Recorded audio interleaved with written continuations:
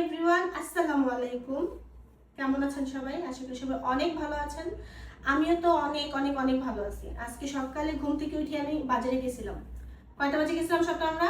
Madam 7:30 বাজে। হ্যাঁ, 7:30 বাজে গেছিলাম। কারণ আমি একদিনও যায় টাটকা কোনো কিছু পাই না। কারণ 11টা 12টা বাজে গেলে কোনো কিছুই পাওয়া যায় না। ঘুম থেকে উঠি 10টা বাজে, তারপর 11টা 12টা তখন আমি বাজারে যাই। আর আজকে বাজারে যাওয়ার জন্য সারা রাত ঘুমাইনি। তো এই যে দেখেন কি সুন্দর মাছ আনছি। এখানে চিংড়ি মাছ, এখানে বাইলা মাছ, তারপর এইটা হচ্ছে বাইম মাছ, তারপরে এখানে হচ্ছে কাচকি মাছ, আর এটা হচ্ছে মলা মাছ। আরো অনেক বাজার আছে টুকটাক, সো ওগুলো হচ্ছে আপনাদেরকে দেখাবো। আগে এই মাছগুলো রেখে নিই।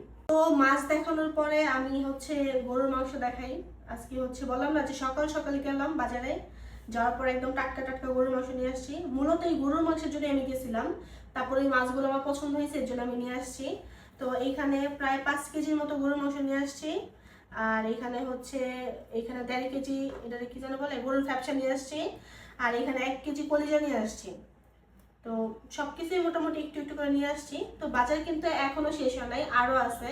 আপনারা হচ্ছে দেখতে থাকেন আমি আরো কি কি বাজার করছি। আর আমি এই ফাঁকে হচ্ছে এই গোস্তগুলো সুন্দর করে প্যাকেটিং করে ফ্রিজে রেখে নিই, নাহলে আবার নষ্ট হয়ে যাবে।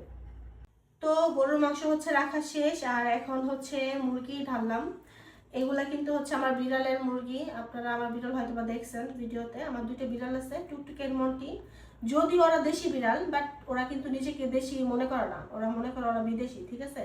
ওরা একমাত্র মুরগি সিদ্ধ ছাড়া আর কোনো কিছুই খায় না, এমনকি হাড্ডিও খায় না, শুধুমাত্র সলিড মাংসটা খায়। তো এগুলো হচ্ছে টুকটুকি আর মন্টির জন্য আনছি। আর এইটা হচ্ছে একটা শক্ত মুরগি নিয়ে আসছি আমাদের জন্য। এটা কক মুরগি ম্যাডাম। হ্যাঁ, ওইটাই মানে শক্ত মুরগি আর কি, কক মুরগি। তো এইটা আমরা খাবো, আর এগুলো হচ্ছে আমার বিড়াল খাবে। আর এখন এইগুলো সব প্যাকেটিং করে সুন্দরভাবে রেখে দিব।